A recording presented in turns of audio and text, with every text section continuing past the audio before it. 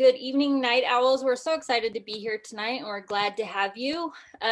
Just as we're just talking about WandaVision, so maybe we'll jump into that too. But just as way of introduction, we have two of our very favorite authors here tonight, Patrick Scalisi and Shelly X. Leonn. Both of them have fabulous books that we're going to talk about tonight, and also about writing ensemble casts in general. So welcome to them, and we will jump in and get started. And I would love to start with Shelly and Patrick telling you a little bit about their books and their Ragtag crew and what they tried to do with their story. I can go first. So I am Shelly X. Leonn, author of the Broken Trilogy. The Ghost and the Wolf is currently available. And then we've got the sequel coming out this year, Children in the Cage, and next year, Shadows of the Last Fire. For me, this was about putting together a group who at first had absolutely nothing in common and then came together simply for the sake of their own survival. And then kind of letting everything play out. So yeah, really excited to talk to you guys about some of my favorite fictional people. Awesome. And hey everybody, my name is Pat Scalisi, and my book is The Key to the Universe. It is a middle grade YA general audience sci-fi book. It is a standalone sci-fi book, not part of a trilogy or series, but it is about a young man named Quinn, and he goes on a kind of intergalactic adventure with his great-grandfather, who is 107 years old and more than a little troublesome. And it's kind of about the adventure that they follow as they go in search of this artifact that has come across their path, called the Key to the Universe, appropriately enough. And their kind of their chase for this leads them all over the place to all these fun different planets, and meet all these kind of crazy characters along the way. Awesome. Those are perfect descriptions.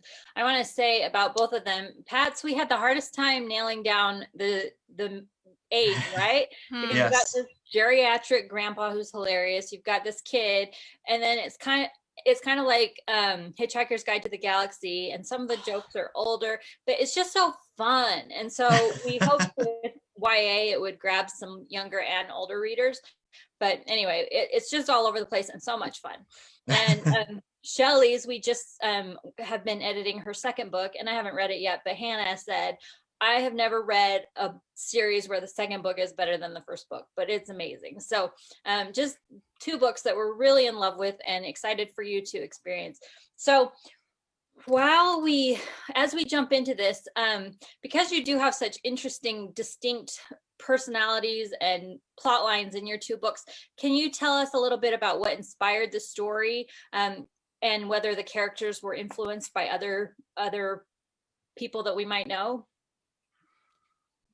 I can go first. Go ahead.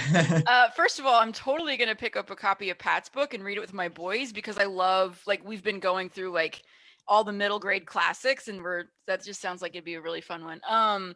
For me, my characters are very much inspired by my 12 years of teaching. No, not there's no character that is a direct replica of any child, right? Like when I was still in the classroom and they knew that I was writing, they said, base it off of me. I'm like, that's not how it works. You guys are all going into the pot, and I'm going to stir it up, and then new things are going to come out, and then they'd whine. But there are pieces of my students, as well as everyone that I've ever encountered, just like any fiction writer, right? Like we see the world, we interpret it, and then we filter it through the story that we want to tell. I was also very, very much inspired by my time as a print journalist. I got to do a lot of the local history beat. So I got to check out a lot of very cool abandoned historical places. And I also became very quickly the ghost girl when I was working at my local newspaper, because I happened to be the one that took the phone call. This was back before Ghost Hunters, I'm old, back before all those paranormal shows were on TV. So I got to go on paranormal investigations with this local paranormal group. So all those experiences, my teaching, my time with these paranormal investigators, and just really getting into historical buildings and understanding like why we leave behind certain places all kind of became the stimulus, all of it together for the characters. So It's great. I didn't realize that Shelly and I both have a background in journalism, so Oh, we'll have to talk about this more offline later. mhm. I can just hang up and you guys can interview yourself.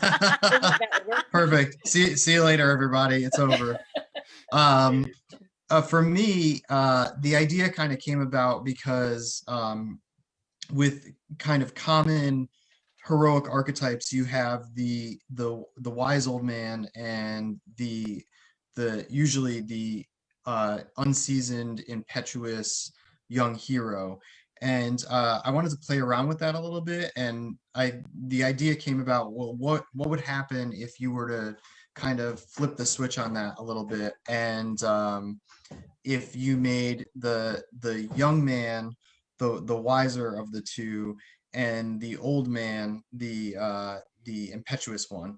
And again, to be clear, it doesn't have to be men per se. That's just the default that I'm using as part of the archetypes. But yeah, so I wanted to play around with that a little bit and see what would happen if the older one was the impetuous one and the younger one was the kind of voice of reason. And they're not really based on any characters or people from my real life. I definitely, my own grandfather, who is still living and is 91 years old, has had quite the interesting life. I obviously never went to space, but he definitely he was an influence on me, even if he's not necessarily the character per se. I love that. Those are great answers. I'm cheating a little bit, Carrie, and looking, but Olivia, who edited them both and loved them both, said, "Hi, Olivia, love you." Yeah, Olivia is great. Editor number one. She is. Oh, the comment disappeared, but she said something like, "I'd be really interested to know what came first, the plot or the characters in both of these." For me, it was the characters, and I built the plot around them. And this was definitely a book that I pantsed, that I wrote by the seat of my pants. I feel like I really used to like to do that, but as I've continued writing, I've become more of a planner. I never planned because I thought it would be boring and kind of take the not so much the joy, but the spontaneity out of writing. And I kind of found that it was the opposite, and it made life easier when I started planning. But for this one, this was probably the last thing I wrote by the seat of my pants like that wasn't outlined out in advance, and it wasn't written in order either. Oh, wow. I love hearing that, actually. That's interesting. Yeah, there were definitely scenes where I would have an idea for a scene and then write it, and then kind of shoehorn it in later or figure out where it would fit, and then go back to that scene and make the adjustments to actually make it fit to what we've gotten to to that point. I love that, which kind of fits with the kind of the adventure that it is. It's kind of an all over the place, which makes it fun and crazy. You never know where it's going to go next, so that's fun. Shelly? This isn't a cop out, but it's like my genuine answer. Like for me, it wasn't characters or plot. It was feeling, like tone. I really wanted to convey first the sense of like desperation and loneliness that I feel like is something that everyone feels at different points in their lives, but it's so acute when you're young and you're still trying to figure everything out. I didn't set out to write a YA. I didn't set out to write about teenagers. I just wanted a story that was essentially about what happens when desperate, lonely people have no choice but to come together. And then from that came the characters, and then from that came the plot. So it was very sequential, I guess, in that way. I love that. And maybe we'll get into it a little more later, but yours has such a distinct feeling of grief and loss and brokenness, and just you've done it in such an interesting way. It's one of the things I love about it is the emotional drive of the story. So we were talking about WandaVision. You probably caught the tail end of it as we logged on to here. So there's the Avengers, which I think Marvel has done one of the best jobs ever of taking individuals from an ensemble cast and developing them all uniquely and organically, and then creating this amazing cast. But from Avengers to Goonies to Firefly to I just lost it. What's the heist movie with Ocean's 11? There's so many books and films that are just dependent on these great casts. So what do you think it is about books and movies that play with ensemble casts? What makes them so fun and what makes people drawn to them? I grew high school on, I was an anime nerd. I feel like now I'm not as much anymore, but I also grew up playing Final Fantasy, and I also grew up playing Dungeons and Dragons, right? So the concept of the ensemble is very much entwined with the concept of the adventure, because there's always someone to root for, right? Like maybe you're not the person who's going to root for the guy with the sword and shield, but that rogue in the back who's unlocking the locks, he's hot, right? Everyone has that one person that they are rooting for whatever reason, and that is what allows us to continue to root for the ensemble, because not only do you have your individual that you're drawn to, you're also finding yourself rooting for the whole, because there cannot be the one without the whole, and the whole cannot exist without the one. That's an excellent answer. Yeah, and to piggyback off of that a little bit, I'm also a huge RPG fan and Final Fantasy fan, and I think what's great about things like those and ensembles in general is that it gives you a group from which to maybe see either yourself, who you are in one of the individuals of the group, or kind of who you aspire to be in one of those individuals. So I think it helps build that more personal connection when you have a pool of people to draw from like that. I love that. Those are great answers. Very, very interesting. Shelly, So do you have a favorite Final Fantasy game? 8. I feel like everyone's favorite is the first one that they beat when they were at that age where you were that formative experience. For me, 8. What about you? 8 doesn't get a lot of love, I feel like. I know it doesn't. That's all. Yeah. I'm also the one who roots for the underdog, right? So of course I'm gonna go 8. 6 or 3, depending on what one you're looking at. The Super Nintendo one. That's like the purest answer for sure. Yeah. I mean, it's kind of like you said before, it's kind of a cop out, but man, it's so good. You can't debate it. Yeah. Mm-hmm. I have no idea, but she's like, woo! Fun to hear you debate it. We've touched on this a little bit, but I'd love to know, for this book and also in the bigger picture, do you plan the dynamics of your characters, or do you give them each distinct personalities and kind of let them go and play off of each other, or how does that work for you in creating your characters?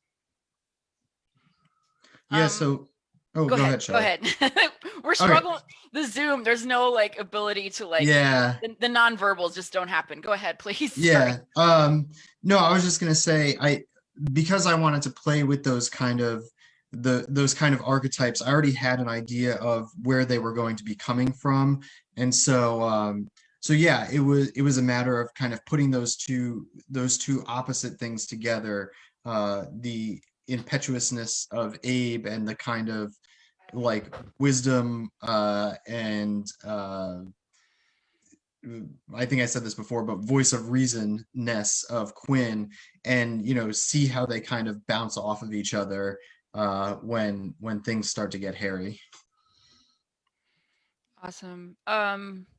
For me, I learned who my characters were by how they interacted. So I remember getting stuck writing the first book when I was still trying to get to know them, and I was like, what if they all went to Target? and I just wrote that whole scene out of them just causing mayhem in Target, right?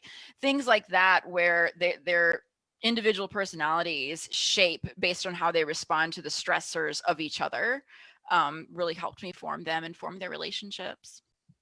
Awesome. I love that.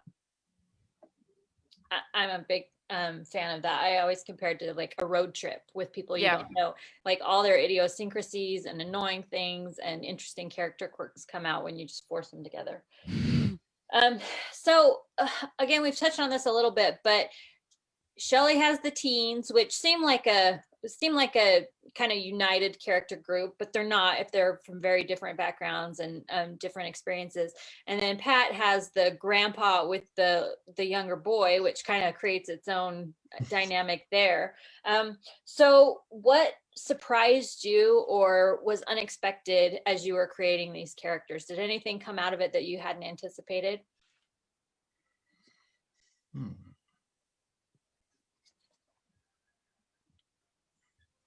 I'll go. For me, it was how much some of them hated each other. Like, it's almost like, you know, I think back to my Dungeons and Dragons days. Like, you squeeze all these characters together, and you're like, play nice, and they won't, right? And in that regard, like I always say, like in the spectrum of pantser or planner, like I'm definitely more toward the pantsing angle than planning, but I always knew where I wanted the story to go. I always knew who the big baddie was. I always knew what I wanted to happen at the end, but it was the getting there that was very pants-ish for me. And there were scenes where I was like, okay, so this isn't going to work because y'all can't get along. Like, and that then became very much seeds for additional plots that continued throughout the series. Did you have any struggles making sure they each had enough screen time or balancing what had to happen in the plot with giving each of your characters the attention that you felt like they deserved? For me, it was the opposite, like getting them to be quiet enough to give my first book the lead with Lex and Penelope. Like the first book is just that core couple, and then like their universe kind of gets bigger and bigger.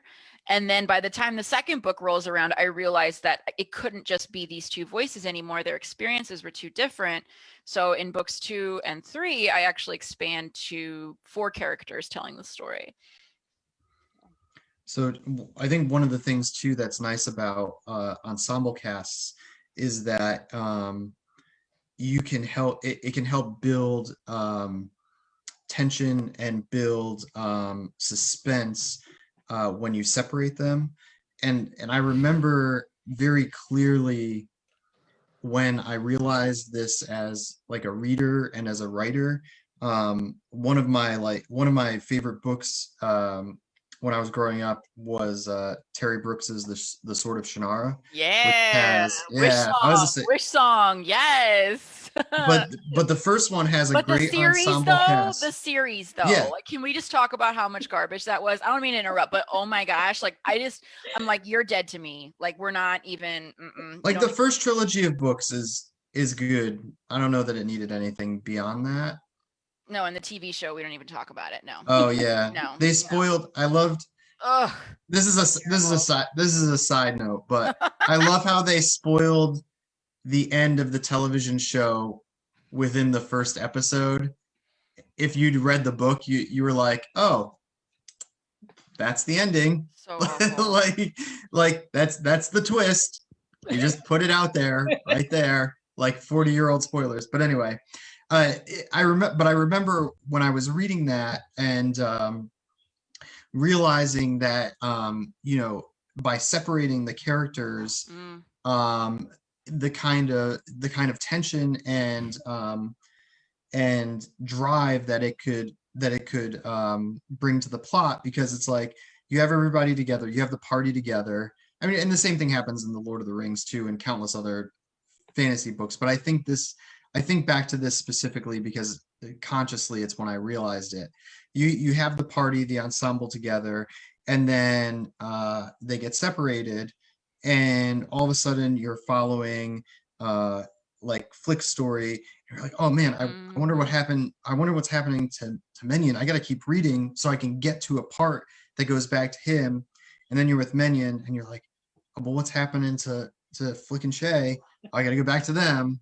So it was an interesting realization to come to, and it's absolutely something that is great to use when you're working with an ensemble, because it does help to drive the plot forward a lot. That's a really good insight. That's interesting. I hadn't thought of that. I'm going to read some of these comments. Candace says, Target, that's hilarious. Jennifer Hawkins, I love the idea of writing puzzle pieces and fitting them all together. Olivia, I remember first talking with Shelly about how important the tone was. I should have known that was what she started with. It was so powerful. And Olivia said, writing things out of order seems like it would work really well for the key to the universe. So, and Darby says it was Boromir's fault. Okay. Well. Hi, Darby. So we have a lot of our Owl Hollow authors on tonight, which I love. I love when you come and support each other. And so I'm gonna, before we kind of switch to the mechanics of writing, I'm gonna ask you two a question, and then I'm gonna ask these guys to put it in the comments. But I just think we should put it out there. Who's your favorite Avenger and why? Ooh. I mean, Doctor Strange. Really? Why? Yeah, no, yeah. And the mention of like Wanda being more powerful than the Sorcerer Supreme at the end of WandaVision, like I found personally insulting, but it just made me way more like amped for the next movie. I really want to know, like he's not even on my radar, so I'm interested in what you love about him. He's a babe, first of all, and he's the Sorcerer Supreme, and he has a cape. Like, what else is there? Like, Benedict Cumberbatch, like, you want to talk about Lord of the Rings? Like, come on now. Like, oh.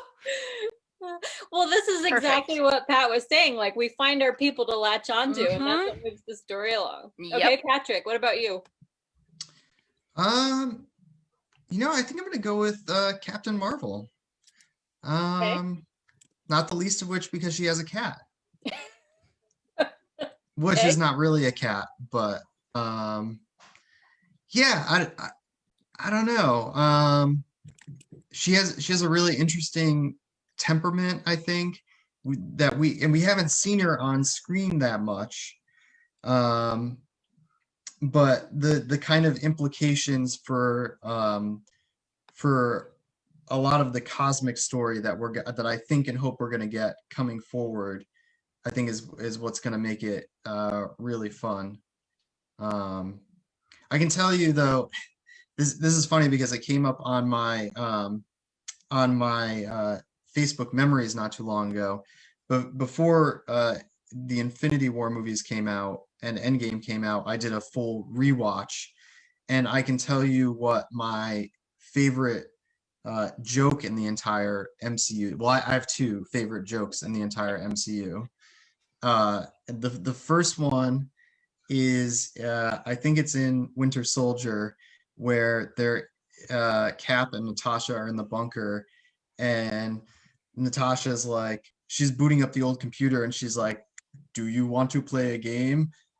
It's from this old movie, and Cap is like, "Yeah, I know, I saw it," and it's just a great War Games reference. If you love 80s movies and Matthew Broderick, it's fantastic. And then the other joke that I love is that if you don't say Princess Shuri when she says sneakers, I'm going to be upset. Like, what no, do you call? Sorry, sorry, not her. it. She's a gem.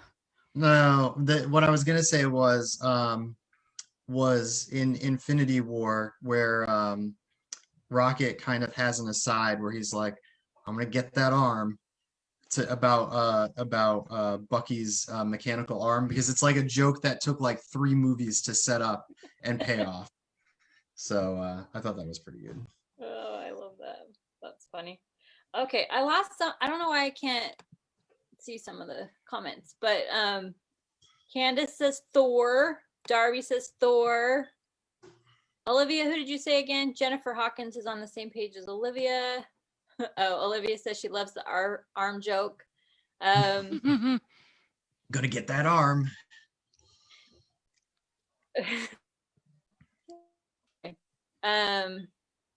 Just a random detour, but I think, like I said, they do ensemble cast so well because they each have their own story. So I think they're one of the perfect examples of why they're so fun.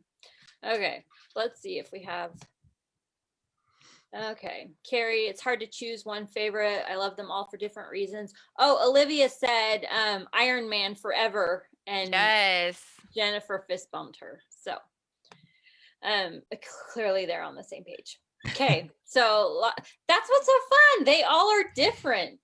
Yep. With the Yeah. exception Yep. of Iron Man, everybody has a different favorite. I wouldn't have said it. I wouldn't have said any of those. I probably would have said Yeah, I was gonna Black say Widow. we didn't hear your answer. Oh, it's because it's always changing. Like right now, I love Wanda because I've spent a lot of time with her lately. But I love Black Widow. I think they've done such a good job with her, making her kind of the softer side of the group, but still being completely powerful and badass. And she's just a really to me. I didn't like Iron Man until into the series a little more. I love Hulk for different anyway. I think there's a lot of fun ones, and I like them different depending on what show I'm watching. I guess which of their films I'm watching.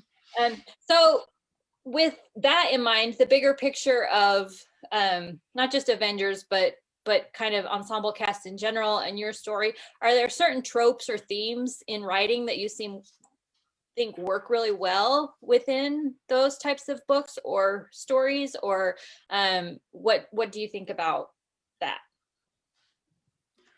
Well, first I want to ask Pat, like, did you use Rick and Morty as any kind of like inspiration? Because you keep talking about like the old man and the boy, and it's what I keep thinking of. Yeah, so because I feel like that's one example of taking the trope and just right. Yeah, I don't think Rick and Morty existed when I first came up with the idea and started writing it, because this was something I worked on and off for a couple years, and then revised, and then in the time between, Emma found me, or I found Emma, and Owl Hollow, and when it was actually published, I think that's really when Rick and Morty got really big. So no, that actually wasn't a huge influence, and I've actually not watched a lot of Rick and Morty. I've seen a couple episodes. It's very funny, but it's like something like, this is gonna sound dumb because we've been in like a pandemic for a past year, but it's like I feel like it's something I haven't gotten to yet. There's just so much to watch and read and do. I mean, I bring it up because like the whole Doc and Marty like relationship is where Rick and Morty came from, right? And like you're talking about the old man and the boy. Like for me, I had like those archetypes that I then wanted to dismantle, right? So there's the funny one, there's the strong one, there's the strong silent one, there's the quiet meek one. And by the end of the series, none of them are any of those things anymore. Or if they are, they've managed to incorporate it so much into the complexities that they never really knew how to express, that they've transformed entirely. So, I leaned into that at first because especially like with the first book, like you're meeting so many characters and you have to just really like give those readers like that crunchy thing to grab onto. Like, oh, Elijah's the leader. Got it.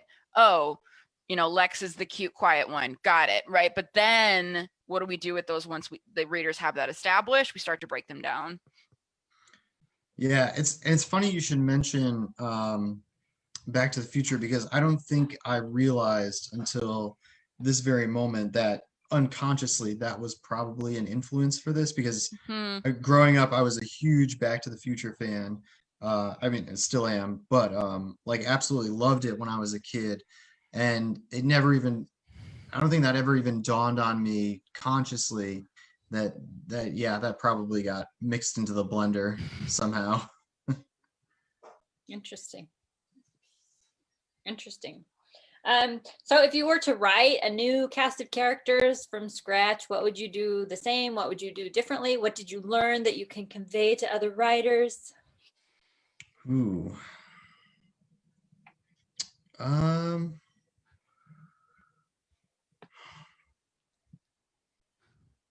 can go first while he's thinking. Yeah. Okay. So after I wrote the trilogy, I wrote Cabin Redemption, which is again, it's about teenage misfits, but this time they all want to kill each other.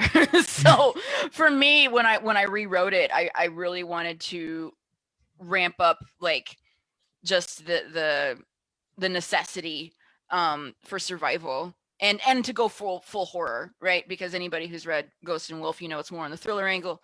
Cabin Redemption is more psychological horror, and then I'm working on a paranormal book right now, which is all about girls. Like, it is supposed to be very much about girl power and what happens when girls come together, and kind of break down that stereotype of girls being against girls. Like, what does it mean for them to unite, right? So for me, it was just kind of taking a lot of the same concepts of teenagers who need something from someone and finding it in different ways. And a lot more violence or ghosts, depending on which book we're talking about. So I think for me, I mentioned earlier that I've become more of a planner as I've written more longer works. So I mean, definitely going forward, I've been planning my stuff more in terms of getting a more general idea of where the plot is going to go, and how the characters are going to react within that plot. I would like to work on a follow-up, I am working on a follow-up to Key. I don't want to call it a sequel because it's kind of more of a spiritual sequel that would follow one of the side characters, but it would include a different ensemble.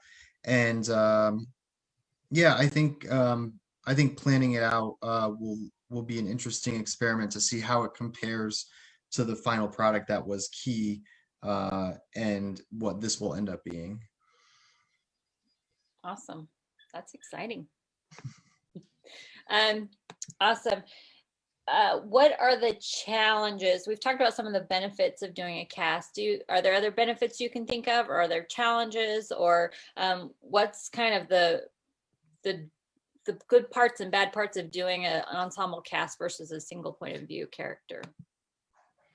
Well, I think you probably touched on it a little bit earlier, Emma, is that making sure that everybody gets enough screen time can be a challenge. Like I said, it can be great for driving the plot forward in terms of splitting them up, but you also need to try to find that balance where you're not away from somebody for too long, or that somebody's story is going and somebody else's story is just at a roadblock. So I think that's always a balancing act to try to find that kind of equilibrium where everybody's getting the same amount of screen time. And actually, as a kind of criticism, to come back to what we were talking about earlier, I felt that was kind of a problem with the last episode of WandaVision. I thought I loved the show and I loved the series, but I thought the last episode was actually one of the weakest because I feel like characters didn't get enough screen time. We came back to, obviously we came back to Wanda, who is the core of the story, both from a plot and an emotional standpoint. But in the meantime, Monica got a little bit shortchanged, a little bit. Darcy got really shortchanged, and they rushed it. Yeah, they definitely rushed it. Like that's probably like my one criticism of the show. And and don't get me wrong, I still loved it.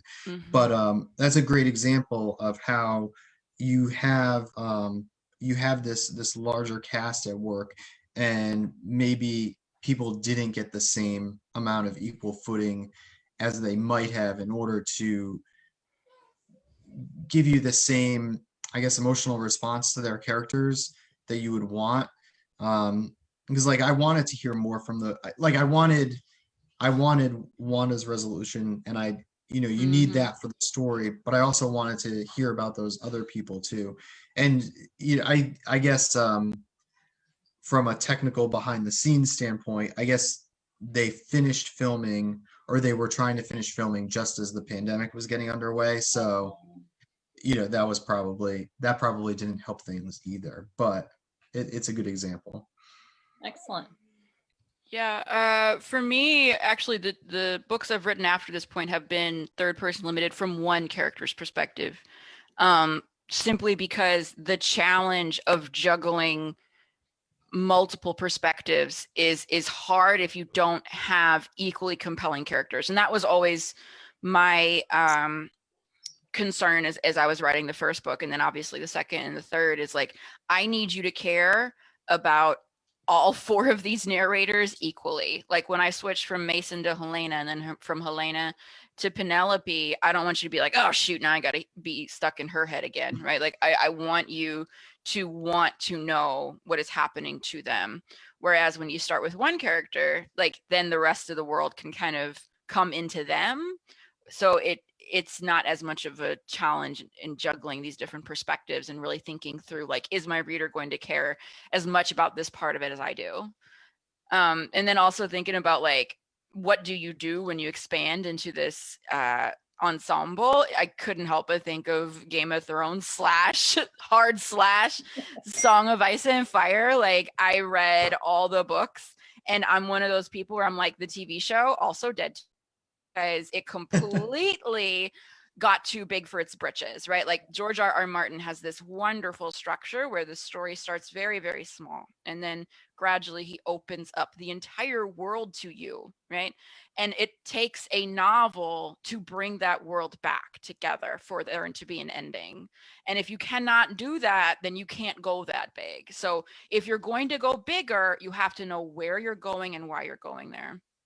Also, the end of the show, I'm still upset about it, just for the record.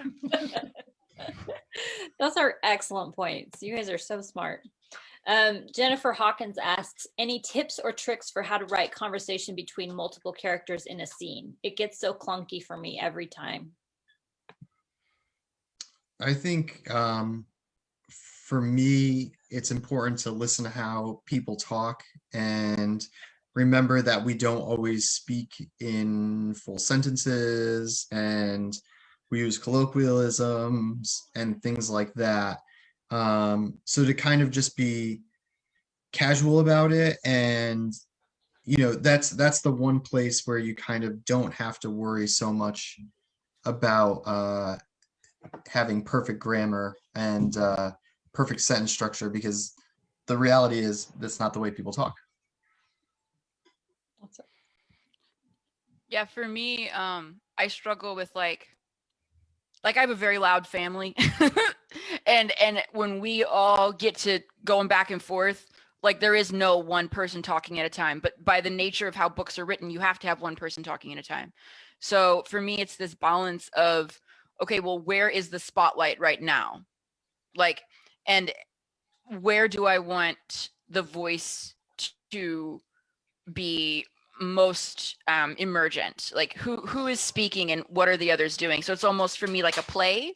Like when you think of a play, like there might be characters speaking in the background, but where do you want the audience's focus to be? So who is speaking, and how does that then drive the other characters? Because you can't just have one person speaking and then no reaction from everyone else, right? Like when you're dealing with these dynamic individuals, they're all going to respond, and they're all going to want to respond at once. So you have to almost be like the conductor, right? Like, okay, now your turn, now your turn, now your turn, while still maintaining that authenticity.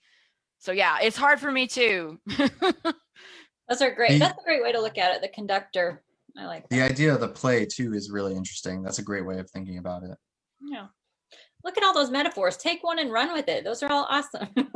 Woo! Very cool. Okay, so as we wrap up, if you have any other questions, leave them in the comments. I wanted to ask two things. Jennifer says, such great answers. I'm sure you solved part of the world's problems tonight. So good job. I don't know about that, but Jennifer, you're awesome too. Hi. I'm just gonna keep saying hi to everybody. That's fun. I wish you could see him on here commenting. You should go back and read the comments. So two questions. One, if you had any advice for writers who, like new writers or seasoned, either way, who are trying to create an ensemble cast, any tips that you would give them? Lessons learned the hard way? Well, Shelly, knowing that you come from a journalism background as well, have you ever interviewed any of your characters or written articles about any of your characters? Because that's something that I definitely have done and do to like try to get to know my characters better. Is that something that you do as well? Mine wouldn't sit through an interview. So same reason I didn't do like the whole matchmaking thing for Valentine's Day. I'm like, they wouldn't do this. Like they would revolt. Like I wouldn't get them to sit long enough. Maybe Penelope, but even then she would give me the answers that she thinks she's supposed to give to adults. So it really wouldn't go anywhere. But it sounds like your guy and your boy are a little more open to communication, which is good. They obey a little more. Yeah, I guess. Yeah, they probably are.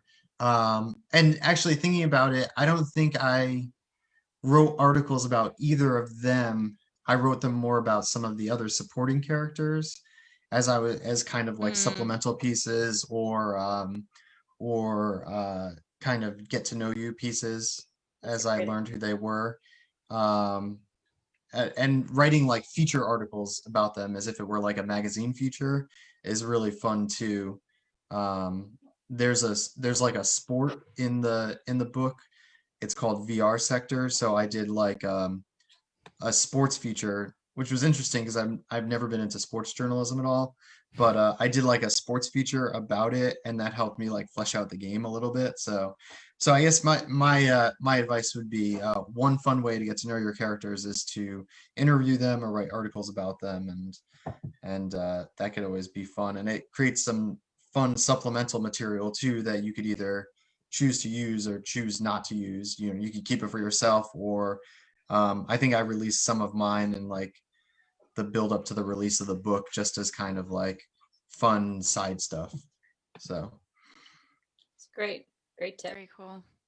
For me, it's make sure that if you're going to start with an archetype, you immediately start to then ask yourself, okay, so then what does it mean to dismantle it, right? Like there's nothing wrong with starting with a funny one. Like my book starts with a funny one. Mason's the funny one, but he doesn't remain the funny one because of what happens to him. And you learn pretty quickly that the whole reason he was the funny one in the first place was a defense mechanism. Is a defense mechanism that he desperately tries to hold on to, and eventually it dissolves. So in that regard, as you're building the ensemble, think about, where do I start? Like what kind of cookie cutter do I want my readers to see first? And then how am I going to fill that in? yeah, definitely. I love that. Yeah. Olivia says, love the interview, your character idea. And if they don't sit still for an interview, maybe a journal entry or a day in the life stream of conscious. Just playing around with those characters. That's awesome. Olivia, always with the ideas. I love it. So I feel like she knows my characters almost as well as I do by this point. Like they're in. I think she knows all of these characters as well as we do at this point. Yes, she's amazing. One thing too I was going to mention is when you talk about archetypes, Darby mentions taking two very different archetypes and kind of smushing them together. And that's kind of the same idea as you're dismantling them, Shelly, just like deconstructing what people expect in those. And that makes for interesting people. So Jennifer says, I love the stream of conscious idea. Make them Jack Kerouac for a day. Okay, so I want to ask you, stick around, I'm going to ask you two quiz questions about Pat and Shelly to win one of their books. But as we kind of wrap up, do you guys have either films or books or something you recommend that you love with an ensemble cast that you would suggest everybody needs to check out? I'm going to go pop culture, and then I'm going to go classic literature. Read Lord of the Rings. Like start with the Silmarillion, work your way forward. Like read everything Tolkien, and then Mandalorian. Actually, I'm looking at like my Mando sticker right here on my laptop that one of my boys like plopped on there. Oh my gosh! Like the way that they again start with just that core character of the Mandalorian, and like as he begins to open himself, he forms his own party. Like brilliant. A great one I wouldn't have thought of. Awesome. Yeah, I mean, yeah, Lord of the Rings is such a formative book that, if you're interested in writing, you need to read it. It's hugely important. Obviously, I mentioned Sword of Shannara earlier. Brooks drew so much from Tolkien. Mhm. I mean, it could almost be called, plagiarism. Not quite, but so much from him. But it's a book that I found when I was young and that I enjoy a lot. Trying to think of any others. Darby says Lord of the Ringers forever. Yes, Darby. Yeah. Darby's a Lord of the Rings nerd and a horse nerd. This is why Darby and I, I'm not going to say that we're kindred spirits because she's way cooler than me, but this is why I'm a fangirl for Darby. Hi, Darby.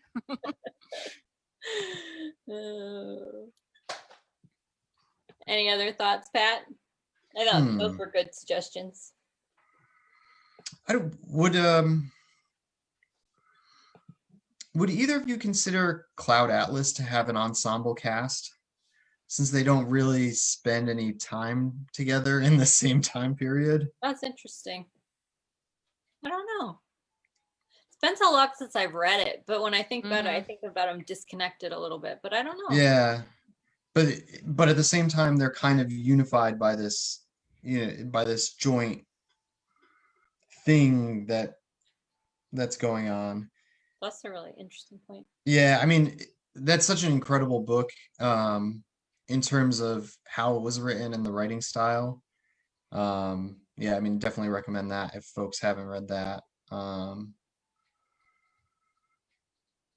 Yeah. Okay, awesome. Those are great suggestions. Okay, so now I'm going to ask the audience for a copy of The Key to the Universe, the best geriatric / ragtag crew story out there. Oh, Darby says The West Wing had a great ensemble. Great. Oh, I just thought of another one, actually. Yes. Patricia C. Reed's The Enchanted Forest Chronicles.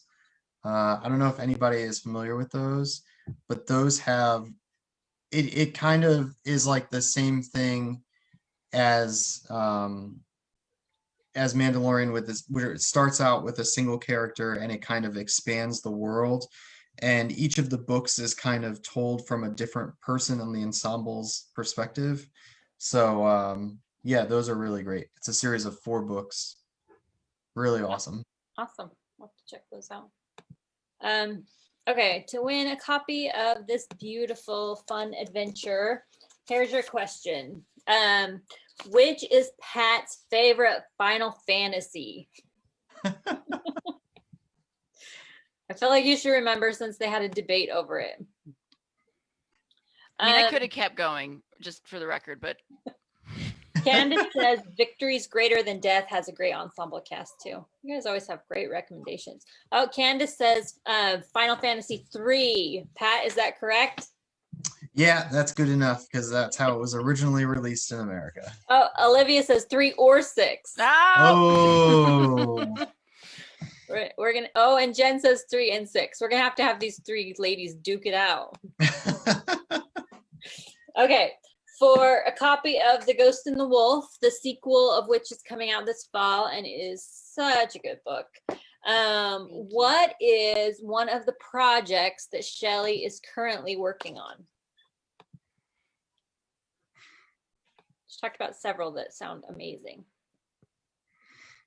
hopefully, knock on plastic. knock on wood. There you go. Oh, I guess this is wood. I don't know. I got to mark it.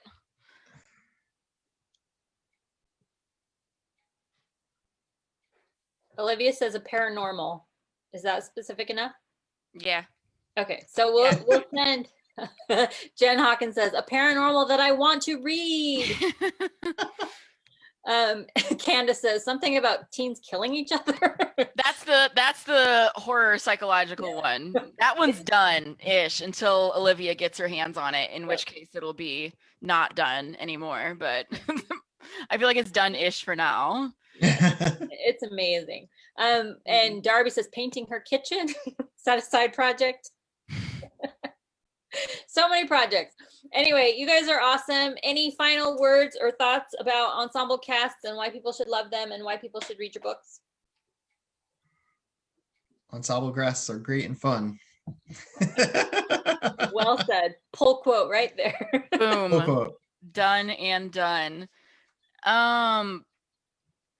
Life is more interesting when you have multiple perspectives, and to be able to write an ensemble cast well shows your ability to understand other people. Like it requires a level of empathy that perhaps we don't have to execute in our daily lives. So it requires a certain level of observation. So if you're up for the challenge, go for it. I love that. That's great. Great thing to end on. Thank you both so much for being here tonight. You're both brilliant, and I loved your thoughts, and I could ask you questions forever, and I really appreciate your insights. Thank you to our listeners for being here tonight, and make sure to pick up copies of their books if you haven't read them yet. They're so much fun. And thank you for being here, and go write your ensemble casts, and we'll see you next week. Thanks Have for a good having night. me, Emma. Thank you, Emma. Thank you, Shelly. Thank Good you, to see you Pat. guys. Bye-bye. Bye. If you guys have your fight about journalism and fantasy, I want to hear about it. Subscribe to our channel so you'll never miss an upload, or join us live every Thursday for author interviews, book clubs, writing advice, and more on Facebook at Owl Hollow Press, 9 p.m. Eastern, 6 p.m. Pacific. See you Thursday.